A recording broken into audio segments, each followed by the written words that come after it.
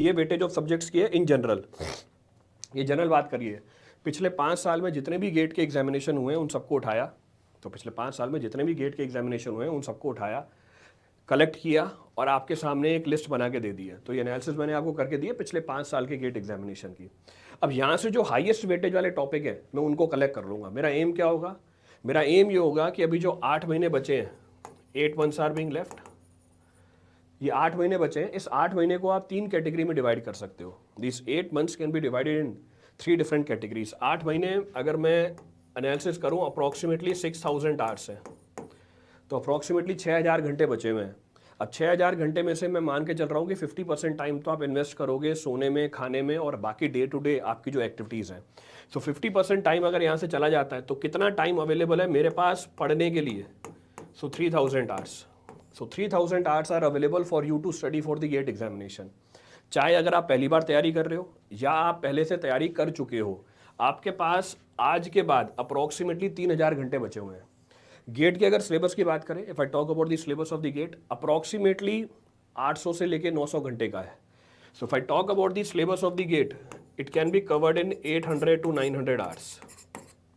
तो 800 से लेके 900 घंटे में गेट का सिलेबस कंप्लीट हो जाता है।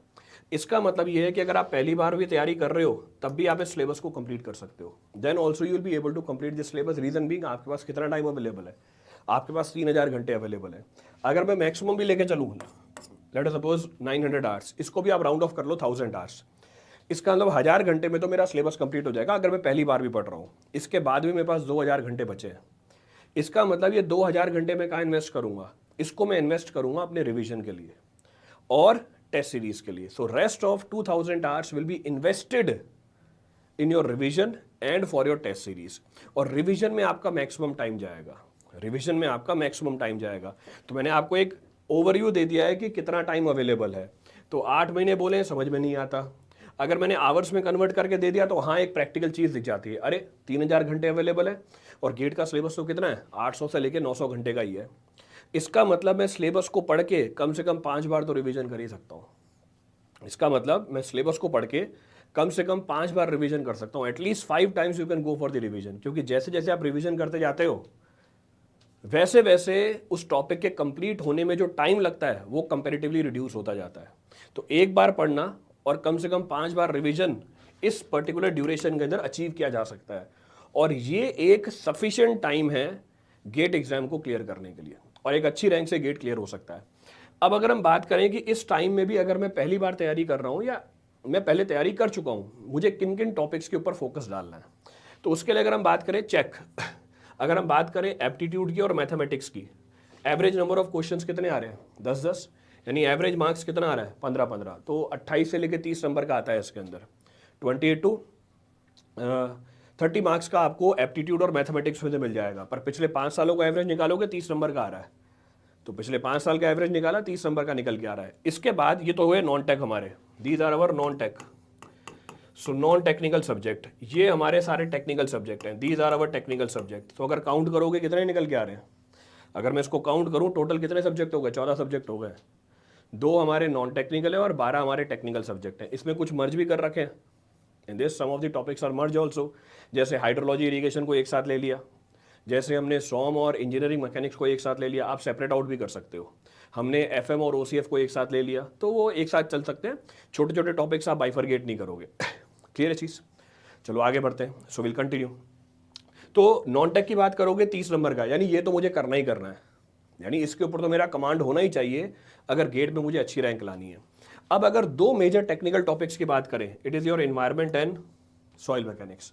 अगर आप एनवायरनमेंट की बात करोगे 10 से 11 नंबर का, सॉइल मैकेनिक्स की बात करोगे 14 से 15 नंबर का। इसका मतलब टोटल कितना निकल के आ रहा है? टोटल अगर मैं इसको जोड़ दूं, इफ आई ऐड दिस, अगर मिनिमम भी लेके चलें तो इसका मतलब 25 नंबर का निकल के आ रहा है यहाँ से। तो 30 नंबर का तो ये हो गया, 25 नंबर का ये 2 टॉपिक निकाल के दे देंगे आपको। 25 नंबर का ये 2 टॉपिक निकाल के दे देंगे। इसके बाद आती है आपकी FM and transportation. So FM and transportation, अगर इसको मैं क्लब करूं 12 से लेके 15 नंबर का आता है हमारे एफएम और ट्रांसपोर्टेशन में। इसकी भी मैं मिनिमम वैल्यू उठा लेता हूं। If I take the minimum value, let us suppose 10 number, मैंने इन टॉपिक को जोड़ा और मिनिमम वैल्यू उठा ली एफएम और ट्रांसपोर्टेशन की, 10 नंबर की निकल के आ रही है। सेम हमारे पास आगे है irrigation, hydrology and surveying. Irrigation, hydrology, surveying, ये भी 10 नंबर का निकल के आ रहा है। अगर आप इसको कैलकुलेट करो कितना आ गया, 30 + 25 55, 65 75, यानी 75 नंबर के तो हमारे यही टॉपिक है, 75 मार्क्स। तो 75 नंबर के तो हमारे यही टॉपिक्स निकल के आ रहे हैं, कहाँ तक, सर्वेइंग तक। और ये भी मैंने मिनिमम लिए हैं, ये 75 से 80 तक भी जा सकते हैं, ये 75 से 80 तक भी जा सकता है। तो मिनिमम मार्क्स उठा लिए मैंने 75। इसका मतलब क्या हुआ, इसका मतलब यह है कि मेरा टारगेट है इन टॉपिक्स को तो कवर करना ही करना है सबसे पहले। तो अगर आप तैयारी करने बैठे हो, if you are starting the preparation for the GATE examination now, आपके प्रिपरेशन के अंदर ये 8 टॉपिक आपकी प्रायोरिटी लिस्ट में होने चाहिए। तो टोटल है हमारे 14 टॉपिक, और ये 8 टॉपिक आपको 75 से लेके 80% मार्क्स दिला देंगे। इसका मतलब जैसे ही मैं प्रिपरेशन की स्ट्रेटेजी बनाऊंगा, मैं ध्यान रखूंगा कि मेरे ये वाले टॉपिक्स तो सबसे पहले कवर होने चाहिए।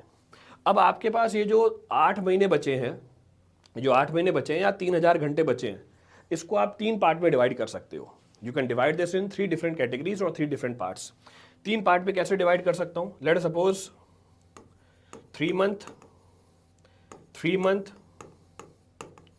And 2 month and 2 months. तो उसको मैंने डिवाइड कर दिया 3 महीने, 3 महीने और 2 महीने के ग्रुप के अंदर। तो टोटल 8 महीने थे, इसको मैंने 3 कैटेगरीज में डिवाइड कर दिया, 3 मंथ, 3 मंथ एंड 2 मंथ। अब मेरा एम ये है कि पहले 6 महीने के अंदर मैक्सिमम काम मेरा खत्म हो जाना चाहिए। विद इन 6 मंथ्स मेरे 2 technical subject, 2 non technical subject और बाकी 6 क्या हो जाने चाहिए, बाकी 6 टेक्निकल सब्जेक्ट कंप्लीट हो जाने चाहिए। अगर इसमें से भी बात करोगे, ये हमारा मेजर प्रोपोर्शन कैरी करता है, ये मेरे मेजर टॉपिक है, these are our major topics, और ये हमारे क्या हैं, ये हमारे माइनर टॉपिक्स हैं, these are our minor topics. तो ये मेरे मेजर टॉपिक हो गए, ये मेरे माइनर टॉपिक हो गए और मेरा नॉन टेक हो गया। अब मैं तैयारी कैसे स्टार्ट करूं, हाउ टू स्टार्ट प्रिपेयरिंग। अगर आप अपनी तैयारी स्टार्ट कर रहे हो, आप एक टेक्निकल सब्जेक्ट उठाओगे और एक नॉन टेक्निकल सब्जेक्ट उठा लोगे। You will start with the preparation of 1 technical subject and 1 non technical subject. इसका मतलब यह है कि शुरुआत के ही 3 महीनों के अंदर मैं नॉन टेक खत्म कर दूंगा। तो मेरा टारगेट ये होगा कि शुरू के जो 3 महीने हैं, शुरू के जो 3 महीने हैं, इसमें मैं बात करूं नॉन टेक की, और इसमें अगर मैं बात करूं टेक्निकल की, शुरू के 3 महीने में मैं 2 नॉन टेक्निकल सब्जेक्ट कंप्लीट कर दूंगा। तो अगर मैं शेड्यूल बनाऊंगा अपना, आई will be completing general aptitude, I will be completing mathematics with in these 3 months. और आसानी से कर सकते हो, कैसा, एक उठा लो सॉइल मैकेनिक्स, एक उठा लो मैथमेटिक्स, दोनों को पैरेलली चलाओ। एक भारी सब्जेक्ट है और एक हल्का सब्जेक्ट है। जब आपकी मैथमेटिक्स खत्म हो जाएगी, क्योंकि सॉइल चलता रहेगा, सॉइल एक लंबा टॉपिक है, तो सॉइल को खत्म होने में लेट सपोज 1 महीना लग जाता है। मैं ये मान लेता हूँ 3 महीने में से 1 महीना आपने सॉइल मैकेनिक्स खत्म करने में लगाया, बीच में ही आपकी मैथमेटिक्स खत्म हो जाएगी। अब आप क्या स्टार्ट कर लोगे, अब आप जनरल एप्टीट्यूड स्टार्ट कर लोगे। जनरल एप्टीट्यूड चल रहा है और सॉइल मैकेनिक्स चल रही है। जब सॉइल मैकेनिक्स खत्म हो जाएगी, आप स्टार्ट कर लोगे एनवायरमेंट, एनवायरमेंट भी चलता रहेगा आपके 1 महीने तक। इसके पैरेलल आप क्या स्टार्ट कर दोगे, कोई एक माइनर सब्जेक्ट स्टार्ट कर दोगे। Parallel to this you will be starting 1 minor subject. तो अगर मुझे 8 टॉपिक कंप्लीट करने हैं 6 महीनों के अंदर, आप इसको डिवाइड कर सकते हो, क्योंकि शुरुआत में आप 2 मेजर टॉपिक कर रहे हो। शुरुआत में क्योंकि आप 2 मेजर टॉपिक कर रहे हो, तब पहले 3 महीने में जो कंटेंट कवर होगा वो कंपैरेटिवली कम कवर होगा। पहले 3 महीने में जो कंटेंट कवर होगा वो कंपैरेटिवली कम निकल के आएगा। इसका मतलब इसमें मैंने 2 टेक्निकल सब्जेक्ट उठाए, कौन से, मेजर, तो ये मेरे मेजर हैं। तो टोटल मेरे 4 सब्जेक्ट हो गए, out of 8 total 4 subjects are being completed. और साथ में मैं ये मान लेता हूँ कि इसमें एक माइनर सब्जेक्ट कंप्लीट हो जाएगा, तो ये मेजर और एक माइनर। तो टोटल 5 सब्जेक्ट कंप्लीट हो गए किसके अंदर, पहले 3 महीनों के अंदर। So with in first 3 months I will be completing, पहले 3 महीनों में मैं अपने 2 नॉन टेक्निकल टॉपिक उठा लूंगा, ये 2 छोटे छोटे टॉपिक है, और साथ में एक माइनर टॉपिक उठा लूंगा ट्रांसपोर्टेशन इंजीनियरिंग। और जो मेजर टेक्निकल सब्जेक्ट्स हैं सॉइल और एनवायरनमेंट, इनको भी कवर कर लूंगा। It means this will be the strategy of my first 3 months. तो पहले 3 महीनों में मेरे को ये एनालिसिस तो खत्म कर देनी है। अगर आपने ये 5 टॉपिक निपटा दिए पहले 3 महीनों के अंदर, चेक दी प्रपोर्शन।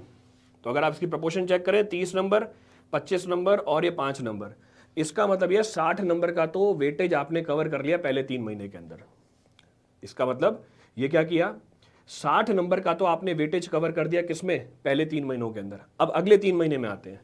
अगले 3 महीने में पिछले वाले 5 टॉपिक की रिवीजन, ये रिवीजन तो चलती रहेगी, और बचे हुए 3 टेक्निकल सब्जेक्ट, वो जो 3 टेक्निकल सब्जेक्ट हैं, इसका मतलब ये है कि पहले वाले 5 टॉपिक तो मेरे रिवाइज हो रही हैं, और बाकी वाले 3 में क्या कर रहा हूं, बाकी वाले 3 में टेक्निकल सब्जेक्ट जो बचे हुए हैं उनको कवर कर रहा हूं। By doing so in with in 6 months, पहले 6 महीनों के अंदर ही मेरा 75 to 80% of the syllabus is completed. आप बहुत ही कंफर्टेबल पोजीशन में आ जाओगे। So with in 6 months from now you will be in very comfortable position. अब सारे माइनर टॉपिक्स बचे हुए हैं आपके, किसके हिसाब से? एग्जाम के पॉइंट ऑफ व्यू के हिसाब से। भले ही इन टॉपिक्स को करने में टाइम ज्यादा लगे, पर आपके एग्जाम के पॉइंट ऑफ व्यू से ऐसे बहुत ही माइनर टॉपिक्स हैं, क्योंकि इनकी वेटेज क्या है, कंपैरेटिवली कम है। अब जो बचे हुए 2 महीने हैं, जो रेस्ट ऑफ दी 2 महीने हैं, इसमें मुझे क्या करना है? इसमें मुझे ये सारे माइनर टॉपिक्स उठाने हैं। तो मुझे रिवीजन करनी है। I have to go for the revision, और बचे हुए जो मेरे 6 टेक्निकल टॉपिक्स हैं, जो एग्जाम के पॉइंट ऑफ व्यू से छोटे हैं, मुझे क्या करना है? उनको कंप्लीट कर देना है। तो रिवीजन आप चेक कर रहे हो, revision plays the major role. पहले 6 महीने बाद जब आपका 75 to 80% सिलेबस कंप्लीट हो गया है, अब आप टेस्ट देना भी स्टार्ट कर सकते हो। So after 6 months of the preparation you can start giving the test. Subject wise test आप हर सब्जेक्ट कंप्लीट होने के बाद भी दे सकते हो। So once a particular subject is completed you can go for subject wise test also. तो वो आपके ऊपर डिपेंड करता है। पर जैसे ही आपके 6 महीने कंप्लीट होते हैं, 75 to 80% of the syllabus is completed, आपने सब्जेक्ट वाइज टेस्ट भी देना स्टार्ट कर देना है। और जैसे ही आपके ये 8 महीने कंप्लीट हो जाते हैं, आपकी प्रिपरेशन कंप्लीट हो जानी चाहिए विद थरो रिवीजन। तो प्रिपरेशन कंप्लीट तो हो रही है, पर साथ में क्या हो रहा है? साथ में थरो रिवीजन भी हो रहा है। तो इसका मतलब यह है कि अगर मैंने ये स्ट्रेटेजी फॉलो करी, in sufficient duration I will be able to complete my examination preparation along with the revision and test series. जब आप एग्जाम देने जाओ, एग्जाम से 1 महीना पहले कम से कम आपने 15 टेस्ट दे चुके होने चाहिए। यानी फेब में आपका एग्जाम है, जैन के अंदर आप ऐसा शेड्यूल बनाओगे कि आप हर ऑल्टरनेट डे पे एक एग्जाम दे रहे हो। कौन सा एग्जाम? फुल लेंथ टेस्ट का। तो जो पूरे सिलेबस का टेस्ट है, उसके कम से कम आप 15 पेपर दे के जाओगे मेन गेट एग्जाम को अटेम्प्ट करने से पहले। ये जो मैंने वेटेज बताई थी आपको, ये पिछले 5 साल के गेट एग्जामिनेशन की एवरेज वेटेज थी। अगर हम बात करें IISc की, IISc ने जो लास्ट टाइम पेपर कराया था वो 2015 में कराया था। तो 2015 में जो पेपर आया था उसकी आपको वेटेज दिखा रखी है, सेम जो पीछे बताई। तो जनरल एप्टीट्यूड मैथमेटिक्स वही 28 नंबर का, 28 से लेकर 30 नंबर का। सॉइल मैकेनिक्स और एनवायरमेंटल इंजीनियरिंग तो 8 और 15 23 नंबर का ये आ गया। तो 28 नंबर का ये है, 23 नंबर का ये। ट्रांसपोर्टेशन और FM 17 नंबर की आ गई। तो चेक करो, हमें यही करना था। अगर सर्वेइंग भी इंक्लूड कर लोगे, if you include surveying also, तो 5 नंबर की सर्वेइंग है, तो +5 23 नंबर का ये। तो सेम वही वेटेज निकल के आ गई। तो 60 मार्क्स ये हो गए, 75 के आसपास मार्क्स हो गए। तो कहने का मतलब है, अगर आपने सर्वेइंग तक भी पोर्शन कंप्लीट कर दिया है, 75 से लेके 80 मार्क्स आप सिक्योर कर लोगे बहुत ही आसानी से, वेरी इजीली। जब भी आप तैयारी कर रहे हो, एक भारी सब्जेक्ट उठाना और पैरेलली एक हल्का सब्जेक्ट उठाना। 2 भारी सब्जेक्ट उठाओगे तो डीमोटिवेट हो जाओगे, क्योंकि भारी सब्जेक्ट को करने में टाइम ज़्यादा लगता है, इट कंज्यूम्स मोर टाइम। तो अगर आप 2 भारी सब्जेक्ट उठाओगे तो हो सकता है 2 महीने में आप उन्हीं को कवर कर रहे हो, तो ऐसा लगेगा कि सिलेबस ही कंप्लीट नहीं हो रहा है, तो खुद ही डिमोटिवेट हो जाओगे। तो अपने प्रिपरेशन को हमेशा ट्रैक पे रखने के लिए, स्पीड से करने के लिए ध्यान रखना, मैं एक हैवी टॉपिक उठाऊंगा और एक लाइट टॉपिक उठाऊंगा। तो वो नॉन टेक भी हो सकता है, वो टेक्निकल टॉपिक भी हो सकता है आपका। तो इस स्ट्रेटेजी को अगर हम फॉलो करते हैं तो चांसेस बढ़ जाते हैं अच्छा स्कोर निकालने के। You will be able to get a good score. अब एक बार एक कमेंट पढ़ लेते हैं भैया, क्या कमेंट है? Which exam should give diploma students? बेटा, अगर मैं डिप्लोमा कर रहा हूं तो मेरे को सारे एग्जाम पता होने चाहिए, तो ये तो आपको ज़्यादा अच्छी तरह पता होना चाहिए। तो जो तैयारी कर रहा होता है उसको ज़्यादा अच्छी तरह पता होता है कि कौन कौन से एग्जाम आने चाहिए। तो अगर आप डिप्लोमा दे रहे हो, आपको तो पूरी PhD कर लेनी चाहिए डिप्लोमा के अंदर कि भैया मेरे लिए कौन कौन सी अपॉर्चुनिटीज़ हैं। हाउएवर, जितने भी JEE के एग्जाम्स होते हैं उसमें डिप्लोमा होल्डर्स एलिजिबल होते हैं, और अभी JEE लोगों के लिए मेरे ख्याल से कम 20,000 वैकेंसीज निकली हुई हैं। तो आप SSC JEE का भी एग्जाम दे सकते हो और स्टेट JEE के एग्जामिनेशन भी दे सकते हो। तो डिप्लोमा वाले अलाउड होते हैं इसके अंदर। नेक्स्ट क्या है सर? इसमें जैसे SK मॉडल सर टेस्ट बनाए हैं उसी तरह से आप भी बनवा दे। तो मैं SK मॉडल नहीं बन जाऊंगा, फिर मैं तो जसपाल हूँ। तो जैसे वो बनाए हैं वैसे मैं बना दूंगा तो मैं SK मॉडल बन जाऊंगा। तो मेरे को तो जसपाल रहने दो भाई। सर मेरा अगस्त में 8 सेम का पेपर है, स्ट्रक्चर इरिगेशन सर्वेइंग 8 सेम का पेपर है। अच्छा, स्ट्रक्चर इरिगेशन सर्वेइंग फ्लूइड बचा है और बाकी के सब्जेक्ट का रिवीजन भी नहीं है, कुछ सजेस्ट कीजिए। तो रिवीजन स्टार्ट कर दो। आपके 8 सेम का पेपर है अगस्त के अंदर, इसके रिवीजन स्टार्ट कर दो। रिवीजन ज़्यादा इंपॉर्टेंट है, रिवीजन इज़ मोर इंपॉर्टेंट। तो बाकी नया टॉपिक नहीं होता है, अगर नया टॉपिक नहीं होता है चल जाएगा, पर रिवीजन मत छोड़ना है इसके अंदर। आपका जियोटेक ऑफलाइन वाला प्लस दिखेगा, बिल्कुल प्लस में दिखेगा। जो ऑफलाइन वाला मेरा जियोटेक है वो प्लस में आपको दिखेगा, आपके लिए एक्सेसिबल है वो, it is accessible to you. Actually, I am pass out in 2020 with 9.2 CGPA, and after that, I worked in Infosys for 8 months. Then I started preparing for civil engineering exam, but couldn't be able to crack it. Should I go for MTech now or not? बेटा आप तैयारी करते रहो। देखो ऐसा थोड़ी है कि एक बार आपने तैयारी करी और उस तैयारी के अंदर आपका पेपर निकल जाना चाहिए। रीज़न बीइंग आपने तैयारी करी है, इस बात का मतलब ये बिल्कुल नहीं है कि जितनी तैयारी होनी चाहिए एग्जाम क्लियर करने के लिए उतनी कंप्लीट हो गई है। तो इससे परेशान नहीं होना है आपको कि नहीं एक बार में मेरा पेपर नहीं निकला तो मैं अपना ट्रैक चेंज कर दूं। एमटेक करना आपका एम था ही नहीं शुरू में, आपका एम तो क्या था, गवर्नमेंट एग्जाम निकालना। तो उसकी तैयारी करते रहो। अगर कोई तैयारी करने के तरीके में इशू है उसको रेक्टिफाई करो। फुल टाइम जॉब के साथ पॉसिबल है, बिल्कुल पॉसिबल है। मैंने फुल टाइम जॉब के साथ ही तैयारी करी थी। सर जो सब्जेक्ट की क्लासेस हो चुकी हैं लास्ट गेट में उनकी क्लास देखें या नोट्स रिवाइज करें। बिल्कुल आप नोट्स रिवाइज करो, कोई दिक्कत नहीं है। टेस्ट सीरीज का टाइम ही नहीं मिल पाता है। टाइम बेटा टाइम आपको निकालना है, टाइम खुद थोड़ी आता है कि अब मेरा टाइम आ गया है टेस्ट सीरीज का दे दो। भाई टाइम मैनेजमेंट तो आपको करनी है ना। टेस्ट खुद आपके आगे आके थोड़ी बैठेगा कि यार टाइम हो गया है अब मेरे को दे दो तुम। तो ये मत बोला करो टाइम नहीं होता, टाइम आपको निकालना होता है। 5 सब्जेक्ट कर चुका हूँ, अच्छा रैंक आ जाएगी। 5 सब्जेक्ट से कुछ नहीं होता बेटा, सब्जेक्ट आपको सारे निकालने हैं। अगर आप अच्छी रैंक की बात कर रहे हो आपको सब्जेक्ट सारे निकालने हैं। अब एक बार मैं यूट्यूब के भी कमेंट उठा लूँ, अभी ऐसे स्पेशल क्लास के उठा रहा था। Will you take doubts in the end? बिल्कुल डाउट्स ले ही रहा हूँ मैं यहाँ पे। I have my NPCL interview, कुछ टिप्स दे दीजिए। 2 अटैम्प्ट दे चुका हूँ गेट के। AE की तैयारी करें या गेट की? बेटा AE गेट इन तीनों की तैयारी सेम होती है, अलग अलग नहीं होती है। तो ये चीज़ दिमाग से निकाल दो कि तीनों की तैयारी अलग अलग है। It is same.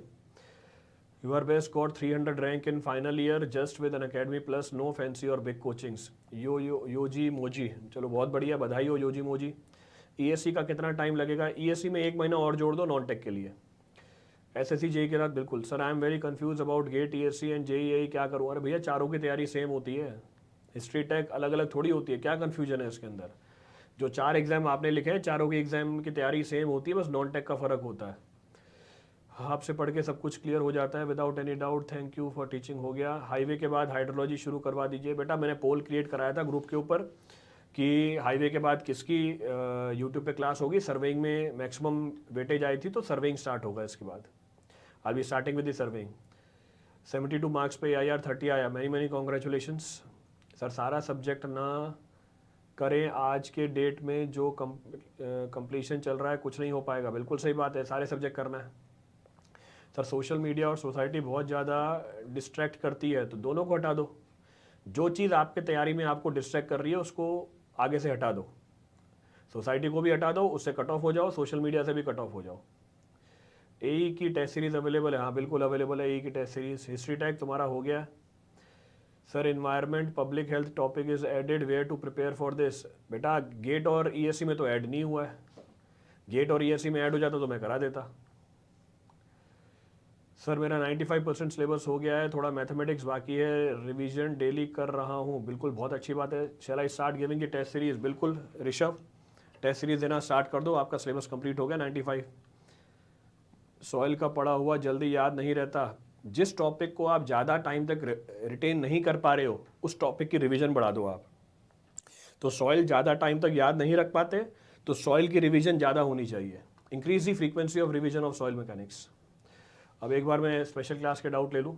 Sir number increase कैसे करें? 2 बार दिए हैं 25। तो बेटा आप देखो फिर ये बोल रहे हो कि गेट देने से नंबर थोड़ी ना इंक्रीज हो जाएंगे। आपने अब 2 बार जब गेट का एग्जाम दिया तो आपने गलती भी तो एनालाइज करनी है कि यार मेरे नंबर क्यों नहीं आ रहे हैं। जिन रीज़न की वजह से आपके नंबर नहीं आ रहे हैं उन रीजंस को आपको एलिमिनेट करना है। That reasons are to be eliminated. Sir जो बैच ज्वाइन करते हैं उसमें टोटल सब्जेक्ट होंगे या रिकॉर्डेड करें? उसमें सारे सब्जेक्ट होंगे। जो भी अभी बैच चल रहे हैं उसमें सारे सब्जेक्ट कराए जाएंगे। तो आप रिकॉर्डेड भी देख सकते हो, लाइव भी देख सकते हो, दोनों चीज़ें कर सकते हो। रिवीजन का कोई स्मार्ट वे बता दीजिए। डेली जितना भी टाइम आप इन्वेस्ट करते हो पढ़ने के लिए उसका 20% टाइम आपको रिवीजन में देना है। तो एक बात गांठ बांध लो, डेली जितना भी टाइम आप इन्वेस्ट करते हो पढ़ने के लिए, उसका पहला 20% टाइम आपको रिवीजन में देना है। आपका टेलीग्राम चैनल है क्या? बिल्कुल है टेलीग्राम चैनल। एसएससी जेईई 2023 के लिए प्रिपेयर कर रहा हूँ लेकिन गेट भी देना है, बिल्कुल दीजिए। अगर आपने एसएससी की तैयारी कर ली तो गेट की तैयारी उसके साथ हो गई है, और अगर आपने गेट की तैयारी कर ली है तो एसएससी की तैयारी उसके साथ हो गई है। तो दोनों की तैयारी एक होती है, अलग अलग नहीं होती है।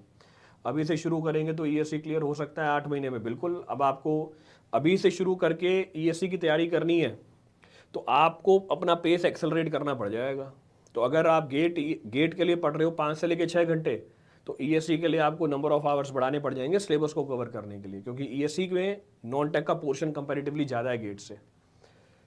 तो कंप्लीट हो सकता है पर आपको अपनी स्पीड बढ़ानी पड़ेगी।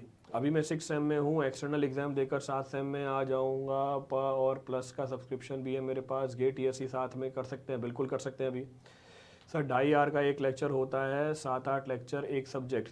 2.5 आवर का एक लेक्चर होता है, 78 लेक्चर्स 1 सब्जेक्ट। हाँ तो ठीक है, 70 क्या 780 लेक्चर्स होंगे, वो भी देखने पड़ेंगे ना। ये कैलकुलेशन कहाँ से लगा रहे हो? अगर यही कैलकुलेशन से पेपर क्लियर हो जाता फिर तो बात ही क्या है। अगर 250 घंटे का भी एक लेक्चर होता और 780 लेक्चर भी होते एग्जाम क्लियर करने के लिए, वो पढ़ना पड़ता। तो सिलेबस कंप्लीट करना है भाई, जितना मर्जी टाइम लगे उसको कंप्लीट करने के अंदर। मतलब मैं 2.5 मिनट का एक लेक्चर ले लूँ तो 2.5 मिनट का एक लेक्चर और सिर्फ 7 लेक्चर, सिलेबस कंप्लीट हो जाएगा क्या? तो ये कौन सी लॉजिक से अपना सिलेबस कंप्लीट कर रहे हो कि सर 2.5 आवर का एक लेक्चर और 78 लेक्चर एक सब्जेक्ट का? भैया 78 क्या 780 लेक्चर होते हैं, मेरे को वो भी देखने पड़ते हैं। जब तक पढ़ूंगा नहीं कंटेंट, पेपर में जाके क्या करूंगा वहां पे? आज लास्ट सेमेस्टर एग्जाम हुआ है 8 सेमेस्टर का, चलो बहुत बढ़िया बात है। नेक्स्ट क्या है? Today is my last semester exam, I will B preparing with you steel design. चलो ठीक है सर। सॉइल मैकेनिक्स का भी एंड गेम मैराथन लीजिए एनवायरनमेंट की तरह। सॉइल मैकेनिक्स का हो गया बेटा, सॉइल मैकेनिक्स हो चुकी है। सर रिवीजन में आपका क्लास किया है और उसके नोट्स रिवाइज करता हूँ, थोड़ा टाइम लगता है। लगेगा टाइम, कोई दिक्कत नहीं। फुल सिलेबस रिवाइज करने में 10 दिन लगते हैं। हाँ तो पहली बार अगर आपको 10 दिन लग रहे हैं, जब आप अगली बार पढ़ोगे ये टाइम कम हो जाएगा, this time will reduce. Next sir SN बनाने में बहुत टाइम वेस्ट होता है, शॉर्ट नोट्स बनाने में मत बनाओ। कोई मैंडेटरी नहीं है शॉर्ट नोट्स बनाना। अगर आपको लगता है आपका टाइम वेस्ट हो रहा है, उससे कोई आउटपुट नहीं आ रहा, छोड़ दो उसे, लिव इट ऑफ। सर सर्वे का एंड गेम मैराथन भी, सर्वे का भी होगा ना। हाईवे खत्म होने वाली है 1-2 दिनों में, विद इन 1 और 2 day highway will be finished. मेरे ख्याल से कल या परसों हाईवे आपकी खत्म हो जाएगी, फिर इसके बाद सर्विंग स्टार्ट कर देंगे, then will start with the serving. OCF and hydro marathon कब होगा? बेटा अभी तो सर्विंग स्टार्ट होगी, फिर इसके बाद देखेंगे। 8 hour is sufficient for GATE. Again कोई हार्ड एंड फास्ट नहीं है कि आपको 8 घंटे ही पढ़ना है तभी गेट निकलेगा, ऐसा कुछ भी नहीं है, नथिंग लाइक दिस। आपको अपना सिलेबस जितना भी है वो समझना पड़ेगा एग्जाम क्लियर करने के लिए। ऑफलाइन वाला एनवायरनमेंट प्लस पे शो होगा क्या? बिल्कुल शो हो रहा है। अभी कल ही तो लिंक शेयर किया है मैंने, मैं खुद की तरफ से भी शेयर कर देता हूँ, आपके प्लस पे अवेलेबल है, और कल भी मैंने लिंक शेयर किया ऑफलाइन वाले का। तो आपके इतने लेक्चर्स पर सब्जेक्ट हैं, इसको कैसे ख़त्म करें? आज सोम FM पढ़ें। भैया पढ़ के ख़त्म करोगे और कैसे ख़त्म करोगे? इसको कैसे ख़त्म क्या करें? पढ़ के ख़त्म करेंगे और कैसे ख़त्म करोगे? तो एक काम करो, एक लेक्चर वाले भी मिल जाएंगे आपको मार्केट में, वो हर सब्जेक्ट एक लेक्चर में कंप्लीट हो जाते हैं। तो एक लेक्चर में सारे सब्जेक्ट कंप्लीट कर दो, सिलेबस आपका खत्म हो जाएगा, पेपर दे के आना फिर। सर इन्वायरमेंट का मैराथन आपके नोट्स वाला? हाँ इन्वायरमेंट का मैराथन वही है, सब जगह मेरे नोट्स सेम मिलेंगे, चेंज नहीं होंगे notes will not be same, notes will not be different, सब जगह सेम होंगे। प्लीज़ सर सर्वेइंग करवा दीजिए। सर्वेइंग हो तो रही है बेटा, यूट्यूब पे स्टार्ट हो जाएगी सर्वेइंग, स्पेशल क्लास में स्टार्ट हो जाएगी अभी सर्वेइंग। सर ESC के प्री में न्यूमेरिकल की कैलकुलेशन में टाइम लगता है, बिल्कुल कैलकुलेटर अलाउड नहीं है वहाँ पे, तो आपको स्पीड बढ़ानी पड़ेगी, you have to increase the speed.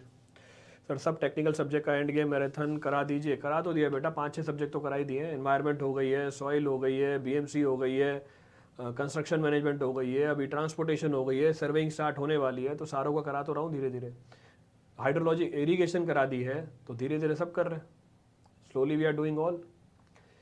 Sir अब से स्टार्ट करें एंड सारे सब्जेक्ट पढ़े तो सिलेबस दिसंबर तक हो जाएगा? हाँ दिसंबर जनवरी तक आपका सिलेबस कंप्लीट हो जाएगा, इन दिसंबर जनवरी, और syllabus will be completed. Next क्या है? प्लस वालों को सर मैराथन की नीड है? कोई नीड नहीं है, अगर किसी को कोई भी नीड नहीं है, अगर आपने खुद पढ़ लिया टॉपिक पूरा, नथिंग इज रिक्वायर्ड। आपके ऑफलाइन से भी रैंक आती थी, फिर ऑनलाइन में उसका 2 टाइम्स क्यों कराया आपने?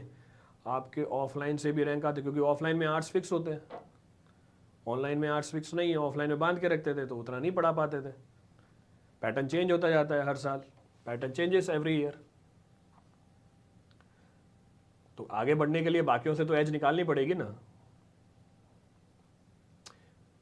प्लस वालों को मैराथन की नीड नहीं है बेटा, अगर आपने पढ़ लिया है तो फिर मैराथन की नीड नहीं है, there is no need for the marathon. आपके लेक्चर्स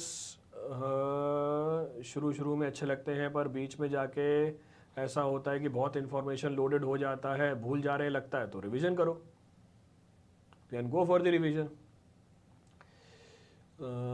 जॉब के साथ ईएससी का प्रिपरेशन कर रहे हैं, सुबह टेक्निकल, शाम को ऑफिस के बाद नॉन टेक्निकल। हाँ कर सकते हो, कोई इशू नहीं है इसके अंदर। देखो pattern of study will depend upon person to person. आप सुबह टेक्निकल कर रहे हो, दिन में जॉब लगा रहे हो, शाम को नॉन टेक कर रहे हो, चलने दो। Until you are not deviating from your track, आप जो भी मेथड अडॉप्ट कर रहे हो वो सही है। अगर आप अपने ट्रैक पे हो तो बिल्कुल सही बात है, कोई दिक्कत नहीं है। Can I utilize supplied PDF notes? हाँ बिल्कुल कर सकते हैं, कोई दिक्कत नहीं है। नोट्स आप खुद के बना लो, मैंने ग्रुप पे दे रखे हैं वो फॉलो कर लो, कोई फ़र्क नहीं पड़ता है इससे, it hardly matters.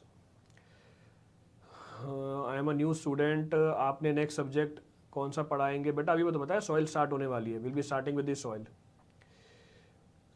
Speed issue आ रहा है, न्यूमेरिकल सिलेबस कंप्लीट हो गया है। स्पीड इशू को सॉल्व करने के लिए मैक्सिमम जितने भी आप न्यूमेरिकल सॉल्व कर रहे हो वो अपने हाथ से कैलकुलेट करो, क्योंकि ईएससी में कैलकुलेटर अलाउड नहीं है। In ESC calculator is not allowed. RCC भी करा दिया है, आरसीसी तो या बिल्कुल, ये भी मैं भूल गया था, आरसीसी करा दिया मैंने यूट्यूब के ऊपर, RCC I have done. SSC JE का प्लस सब्सक्रिप्शन लिया है, आपसे एस्टिमेट पड़ा, अभी आगे भी सब्जेक्ट लेंगे? हाँ बेटा कल स्टार्ट तो हो रहा है स्टील, एसएससी जेई पे कल स्टील स्टार्ट हो रही है। 8 आवर्स जॉब के साथ कैसे प्रिपेयर करें? बेटा 24 घंटे हैं, 8 घंटे सो, 8 घंटे जॉब करो, 8 घंटे पढ़ाई करो, बाकी जो खाने पीने का टाइम है वो जॉब में से निकालो। बाकी भाई 24 घंटे हैं, 8 घंटे सो, 8 घंटे नौकरी कर रहे हो, इसी में खाने पीने का टाइम निकाल लो, जो भी आपके बाकी एक्टिविटीज़ हैं, और 8 घंटे पढ़ाई करो, बहुत होते हैं 8 घंटे पढ़ाई करने के लिए। टेस्ट सीरीज कब देना है? सब्जेक्ट पूरा होने के बाद। सब्जेक्ट पूरा होने के बाद आप सब्जेक्ट वाइज टेस्ट दे सकते हो, और जब आपका 50% से ज़्यादा सिलेबस कंप्लीट हो जाए तब आप फुल लेंथ टेस्ट देना चालू कर दो, जिसमें वो सारे सब्जेक्ट इंक्लूडेड है। फ्री में कितने सब्जेक्ट कराओगे? Money problem. सर फ्री में कितने सब्जेक्ट कराओगे? बेटा करा तो दिए हैं, तो बेटा मनी प्रॉब्लम है, दिमाग की प्रॉब्लम थोड़ी ना है। कमी किसकी है? पैसों की कमी है, दिमाग की कमी थोड़ी ना है। अभी सब्जेक्ट दिखाए फ्री में कितने गिना दिए? फिर सॉइल करा दिया, एनवायरनमेंट करा दिया, बीएमसी करा दिया, आरसीसी करा दिया, इरिगेशन करा दिया, ट्रांसपोर्टेशन करा दिया, सर्वेइंग अभी स्टार्ट हो रही है फ्री में। और कितना चाहिए फ्री के अंदर? 50% से ज़्यादा तो इससे भी ज़्यादा करा दिया, मेरे को याद ही नहीं आ रहे टॉपिक, अभी तो टॉपिक याद नहीं आ रहे, कितने टॉपिक फ्री में करा दिए। सर अगर 2 सब्जेक्ट साथ में करें तो 2-2.5 घंटे पर lecture, what do you think एक दिन में एवरेज कितने लेक्चर्स देखने चाहिए? बेटा मेरे हिसाब से तो एक दिन में 1 लेक्चर करोगे सफिशेंट है, बट स्पीड बढ़ानी है आपको तो आप सब्जेक्ट की जो वीडियो की स्पीड है वो बढ़ा सकते हो, तब आप 2 लेक्चर पे जा सकते हो। तो आप 1.25 या 1.5 आवर की स्पीड पे देखो, then you can switch to the next video. तो 3 से लेके 4 घंटे अगर आप लेक्चर देखते हो एक दिन के अंदर, it is more than sufficient, इससे ज़्यादा करने की ज़रूरत नहीं है। बाकी आपको अपना टाइम सेल्फ स्टडी में देना है। गेट चेक करके आपसे मिलने आऊँगा, बिल्कुल। सर मेंस अच्छा हुआ है फिर भी लिस्ट में नाम नहीं आया, एनी सजेशंस? कोई फर्क नहीं पड़ता बेटा, आपके हिसाब से मेंस अच्छा हुआ, आपने अपना पूरे एफर्ट लगाए। अगली बार आपको जहाँ पर आपने छोड़ा है अभी, इससे आगे बढ़ के और अच्छी तरह पेपर देना है, क्योंकि सिलेक्शन के लिए वो सफिशिएंट नहीं था। For selection it was not sufficient. आपके स्टील और स्ट्रक्चर सॉम के लेक्चर्स यूट्यूब पर नहीं है, कराया नहीं है बेटा, तो कैसे होंगे? It is not available. I am new student, आप नेक्स्ट सब्जेक्ट कौन सा पढ़ाएंगे? बेटा सॉइल मैकेनिक्स पढ़ाऊंगा, अभी डिस्कस किया, अभी तो बताया स्लाइड में। इस साल सर्वे एफएम आपसे पढ़ लिया है, फिर भी पढ़ना ज़रूरी है क्या? सेम कंटेंट रहेगा? बिल्कुल सेम कंटेंट रहेगा, दोबारा पढ़ने की कोई ज़रूरत नहीं है। सर लोग बोलते हैं कि डिफरेंट इंस्टीट्यूट्स के टेस्ट सीरीज़ लगाओ, सर से कंफ्यूज हो जाते हैं, तो छोड़ दो भैया, मैं तो बोल रहा हूँ किसी की टेस्ट सीरीज़ मत लगाओ। अगर आप मेरे से पूछोगे, मैंने कोई एक को टेस्ट सीरीज नहीं लगाई मैंने पेपर देने से पहले। आप बोल रहे हो ना अलग अलग इंस्टीट्यूट की टेस्ट सीरीज लगाओ, मैंने एक को टेस्ट सीरीज नहीं लगाई थी भाई जब आपने पढ़ लिया और पढ़ने के बाद आपको कॉन्फिडेंस है कि आपको कंटेंट आता है, मैं कोई सा भी सवाल जाके करूँ अटेम्प्ट, वो तो हो ही जाएगा। और जब पढ़ रहा हूँ मैं नोट्स के अंदर तो सारे सवाल होते ही हैं। तो बोलने के लिए हम कुछ भी बोल सकते हैं, ये आपको खुद डिसाइड करना है। खुद का भी तो रेशनल होता है, सब इंजीनियर हैं, सब पढ़े लिखे हैं, आपके पास खुद का भी तो रेशनल हो यार। मैं टाइम क्यों वेस्ट करूं अलग अलग सवाल करने में, वो टाइम बचा के मैं अपने कंटेंट को और पक्का करूं ना। कंटेंट से सवाल बनेंगे, सवाल से कंसेप्ट नहीं डेवलप होगा। चलो हो गया। So most of the topics I have covered, doubts I have covered. Revision boring लगता है, बोरिंग है बेटा बट करना पड़ेगा। प्री स्ट्रेस कंक्रीट पढ़ा देंगे प्लीज़, बेटा सारे करा दूंगा ना, अभी सर्वेइंग स्टार्ट हो रहा है, इसके बाद देखेंगे, टाइम मिलेगा तो करा देंगे। रिवीजन में बहुत टाइम कंज्यूम करता है, बहुत टाइम कंज्यूम नहीं करता। रिवीजन को डेली आप 20% टाइम दो तो बहुत टाइम कहाँ कंज्यूम हो रहा है।